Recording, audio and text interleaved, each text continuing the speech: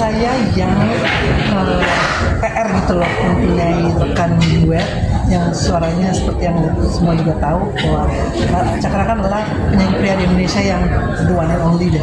Nggak ada lagi penyanyi pria Indonesia seperti suaranya Cakra gitu. Jadi nggak berisik saya.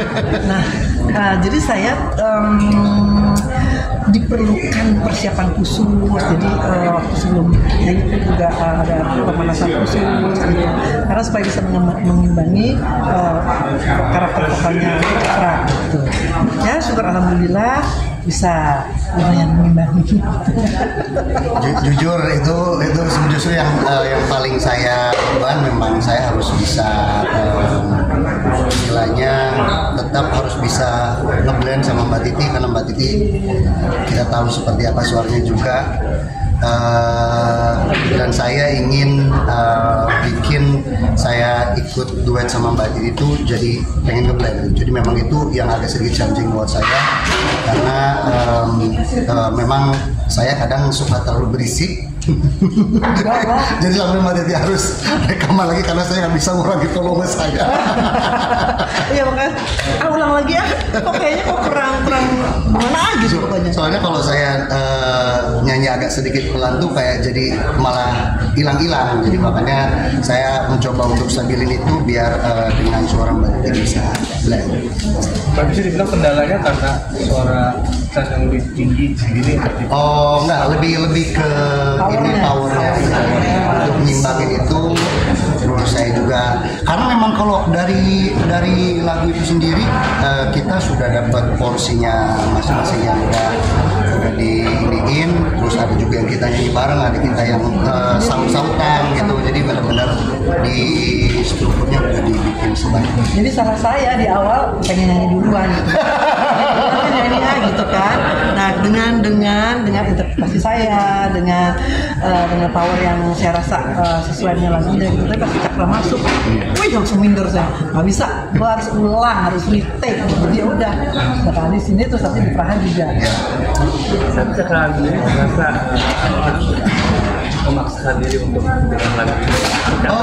Justru kalau saya sebagai istilahnya yang suka nyanyi ya, jadi tantangan seperti ini tuh suka gitu loh. Jadi banyak hal-hal yang bagi saya sendiri bisa ini.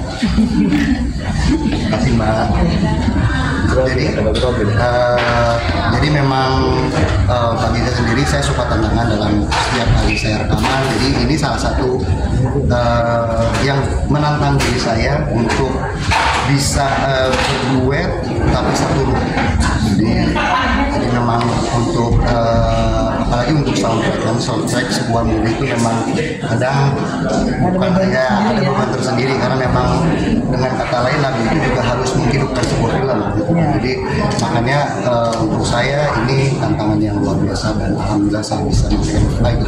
Kalau kalian berdua sendiri menginterpretasikan tema perpisahan di lagu layar ini seperti apa juga juga diceritakan?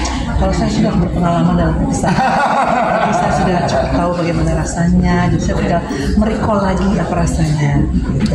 Tapi yang agak beban adalah ketika berpisah tapi harus melepaskan tapi tidak boleh melupakan gitu. Nah sebenarnya kan saya kalau melepaskan lupain aja gitu. Nah ini, waduh gimana caranya? Ya belajar dari Cakra.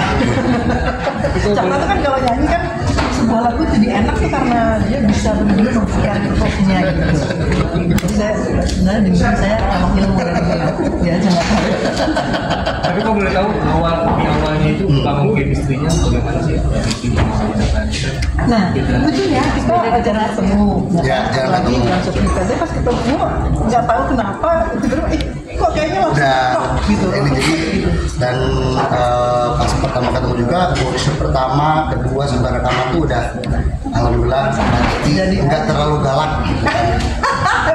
Emang itu terkenal galak. Dan dia nunggu sampai saya selesai rekaman, diawasi dengan baik, itu privilege buat saya. Pantau aja, cuma dilihatin gitu. Cakra berarti ada kebanggaan tersendiri ya? Apalagi duet sama Dua. Aku yang bangga dong, bangga. Pokoknya yang tadi seperti Mbak bilang, memang ini salah satu hal yang saya ini sangat suka. Tadi kan sempat bilang meditasi buat ini selama 2 hari. Iya. Mungkin buat ceritain sama di dalam sih. Meditasi itu lebaynya aja, cuma maksudnya saya benar-benar di kamar gitu karena nggak mau diganggu supaya bisa cepat jadi. Karena saya tuh sebenarnya seorang penulis lirik lagu yang nggak bisa cepet. Saya harus kontemplasi dulu, saya harus apa kata ini cocok nggak dengan nadanya, cocok nggak dengan kalau saya nyanyikan apakah bisa enak atau jadi aneh gitu. Jadi pemilihan kata-katanya. Nah itu kan butuh waktu. Sementara ini rekaman nunggu nih. Kalau nggak cepat selesai jadi ujungnya nanti apa namanya mundur-mundur lagi. Jadi saya harus mengurung diri. Berapa revisi kali ini pas tulis? Alhamdulillah tidak ada revisi, langsung diterima. Keluar masuk di grup lirik yang ditulis Mbak Titi dan memang masuk ke dalam itunya video-videonya udah nggak ada revisi. Karena lirik itu harus sama kalibernya sama melodinya kan, ya harus sama bobotnya tuh sama. Sampai liriknya terlalu ringan untuk melodinya atau terlalu berat gitu harus benar-benar pikirin gitu. Terus soalnya overthinking orangnya jadi. Mbak Titi kenapa membuat diri agak puas dengan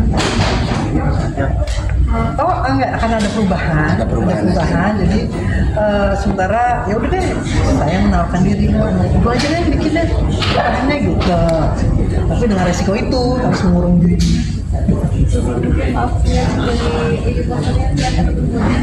Iya dong.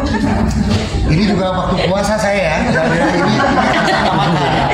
Jadi ya bulan Ramadan. Jadi memang saya udah sekarang makan nasi lagi. Jadi kayak gini lagi.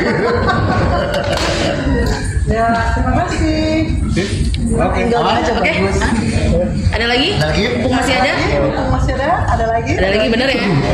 Udah nggak ada lagi? Oke. Sip, terima kasih teman-teman. Terima kasih.